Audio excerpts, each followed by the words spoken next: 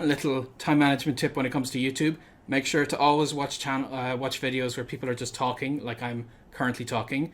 To click the gear icon and change the speed to 1.5. That's still understandable, but you get through the videos a little bit quicker.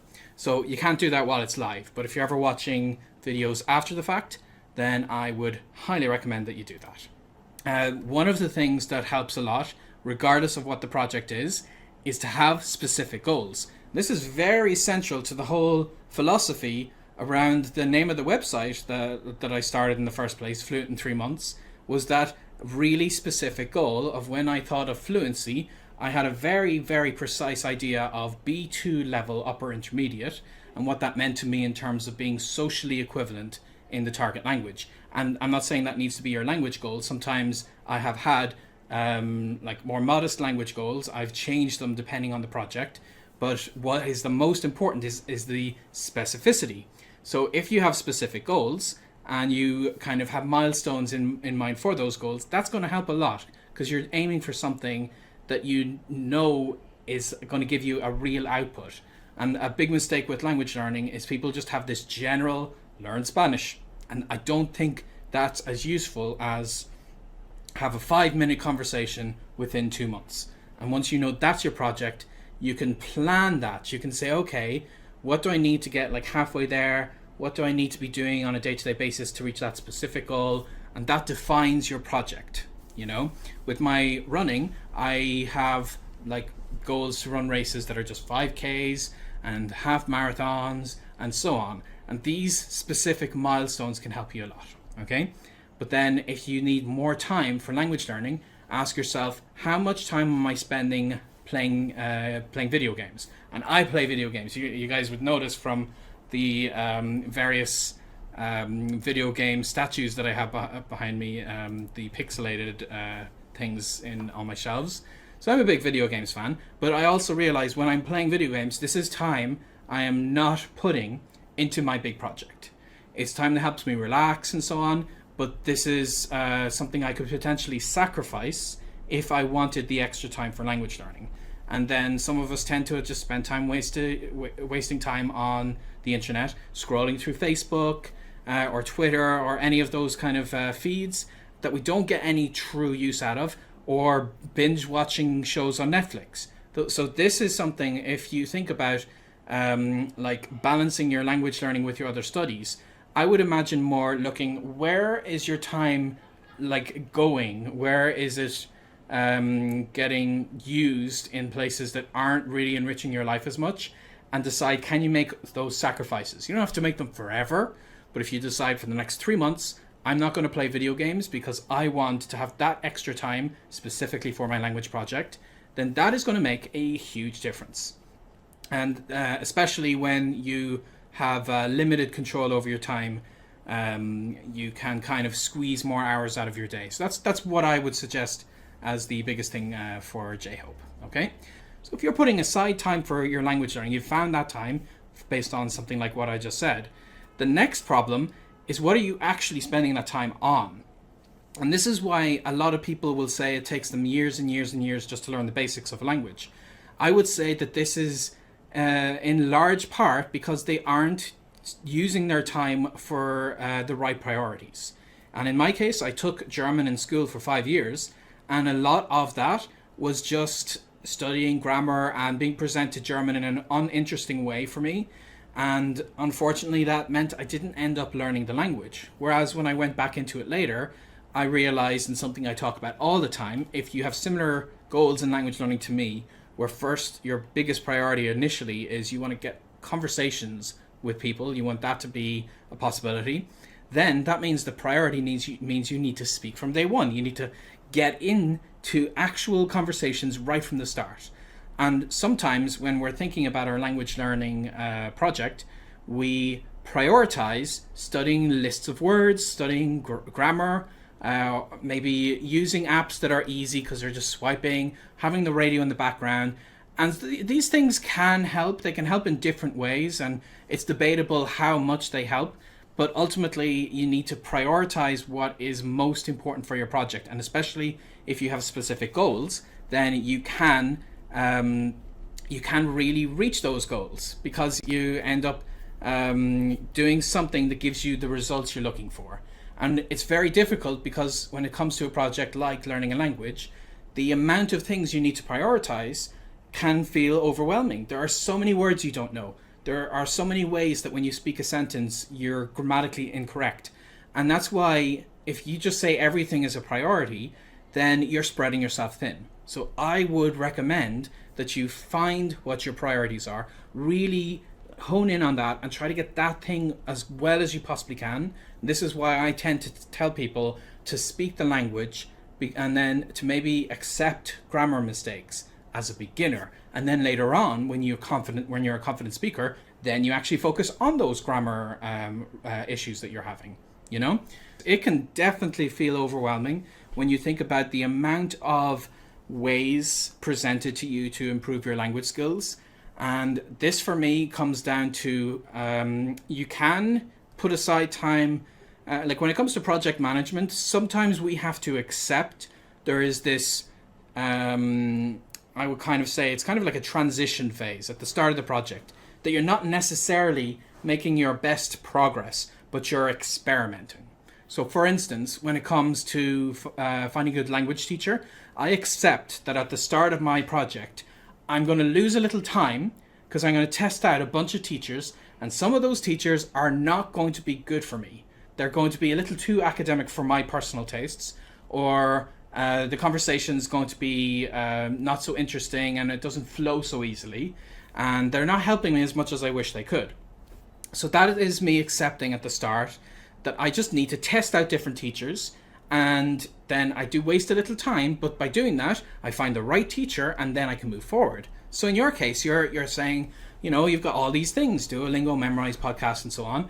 I would say maybe decide that a part of your project for the next week is going to be testing those resources out, and you realize this next week you accept that you're not necessarily going to make that much progress. It's not going to be the most important week in your language learning when it comes to like how different you were from the start of the week to the end of the week. But that week is still crucial because you start to see which of those resources do you feel is actually making a difference.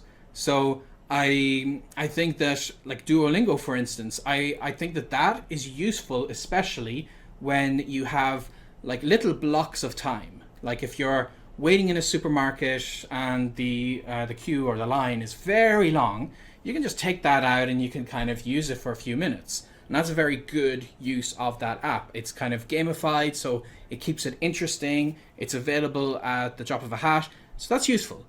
But when it comes to how much of a difference it makes in your language learning, maybe you want to be putting your focus in something that's really pushing you and challenging you and keeping 100% of your focus, and it's helping you with specific issues that you're having. There may be parts of Duolingo that do that, but I found that if like podcasts, I tend to always tell people that's my number one resource when my problem is listening comprehension. When people speak to me and I don't understand, and that is my biggest problem. Because if I still can't even say anything, then listening comprehension isn't my biggest problem. Just the ability to say stuff is my biggest problem. But if listening comprehension is my biggest problem, podcasts has to be my priority. And that, especially if you're a perfectionist, that makes it very difficult, because then you have to accept you're prioritizing this thing and other things are going to suffer, because you could also be studying vocab lists. And that means you're not going to be expanding on your vocab as quickly as you would, but you have to accept that. You have to accept a certain amount of imperfection when it comes to any kind of project. So I would take all of those things and maybe test them out. Have a week that the purpose of that week is to see which of these resources is really tackling your biggest problem in the language right now. And then when you see that, you can be like, okay, for the next month, I'm going to use just this resource. I'm going to be able to finish this book, or I'm going to be able to get through all of the podcasts in this particular like season of podcasts, whatever it might be. Or I'm going to go on italki. I'm going to make speaking with a teacher my priority. Whatever it is, when you focus your energy, you're going to get a lot better on those things. Okay? So the daily structure depends on what your priority is. And if your priority is a particular project, then I would try to start my day as soon as possible to make that a part of my routine. And getting into a routine is one of the most important things. One way that I got into running every morning was I realized that I needed to run in the morning. It's just my best time for running. And I would run into all these obstacles. I'd wake up, I might check my email, but then I realize, oh no, there's something important in my email. And I would get distracted. I would do that for a while. And before I knew it, the morning had gone on enough that I just didn't feel I could prioritize running anymore. So what I did instead, and this is a very simple trick that a lot of people do, is to either go to sleep in your running clothes or to have them right at the side of your bed. So the first thing you do is get in those running clothes, and that little change begins this routine. And getting into a systematic routine of if you try to start studying but then something distracts you, your phone rings or you get hungry, all of these problems may get you down, but I would look at each one of them as an opportunity to see, okay, if this is truly stopping me from getting in the project, you need to not get distracted by anything that can come up. But if it's truly distracting you from your project, you need to find a way to make your routine get around that. So you make your routine include eating enough ahead of time so that you're not going to be hungry during your project. You make your routine include turning your phone into airplane mode so you can't get texts from people or notifications from your apps, because that's going to take you out of being in language learning mode or whatever your project may be.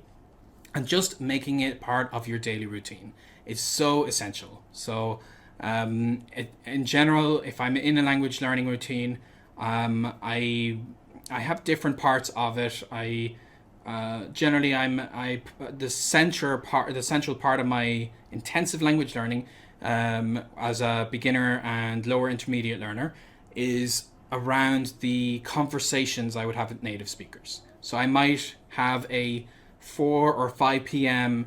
booking with a teacher over Skype, and that's kind of what my day is leading up towards. So I'm thinking to myself, okay, yesterday at 4 o'clock I had my Skype session with a teacher and I made all of these mistakes, and this is my biggest weakness.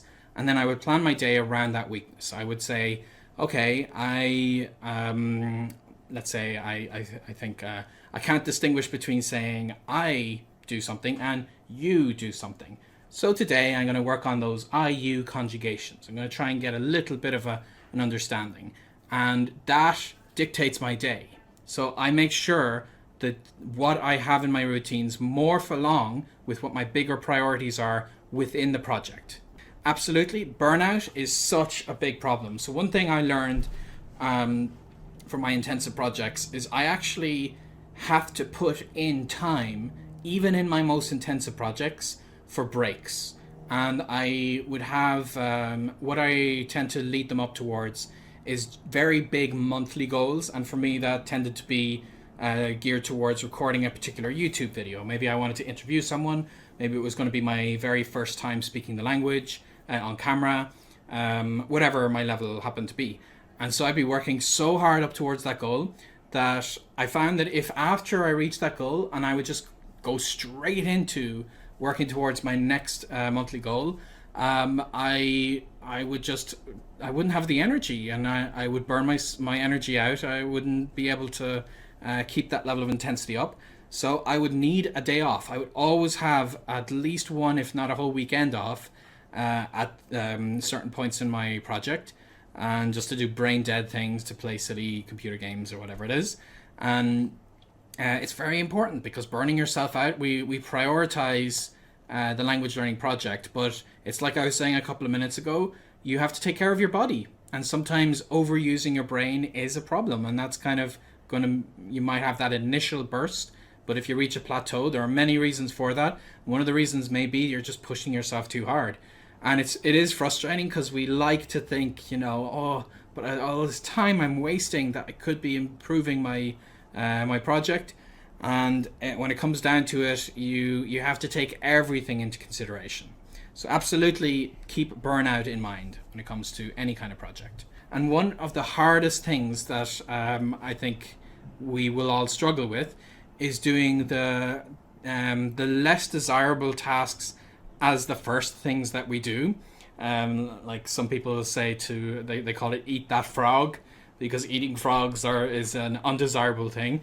Not that you're going to succeed in eating frogs, but that's kind of a way of thinking. You know, like if you have the most annoying thing that you have to do, what we tend to do is do the things we enjoy first, and we're like, I'll get to that later, and then it gets pushed forward and pushed into the latest part of the day when we do tend to be tired. So I would say if you need to do your homework, in my case, I happen to be good at mathematics. I enjoy it, and whenever I was in school, I would be happy to do my mathematics homework. The problem is, if I started my evening with my mathematics homework, then I would do that very well, and I'd be enthusiastic and all that, but then I would be more tired when it came to the things I didn't want to do as much. So in my case, it would actually be better to do that last. And that takes so much motivation, because the thing you enjoy the most, you kind of want to do that first. So I would say within all of the things you need to do, try to see what do you think is the hardest, and if you have to do it, do that first. And the things you enjoy doing, the things you know you can naturally do, even if you're a little tired, that do those last. And like if I can, even at the end of a tired day, I could still do my mathematics homework, because it comes more naturally to me. So that is the last thing that I should do when it comes to my day, because I know the harder things, I've got to do them first. So that's what I would suggest if you have limited energy, because there are some things you are able to do even when you're low energy, but you have to accept the things that you can't do when you're low energy have to be done first. That I wanted to bring up is to plan ahead. So you got to plan for things to not go well, because when we imagine our project, and especially if you like have a calendar and you plan out your day or your week, and you're like, I'll be studying from this time to this time, and then I'll go into this thing, and then I'll go into this thing.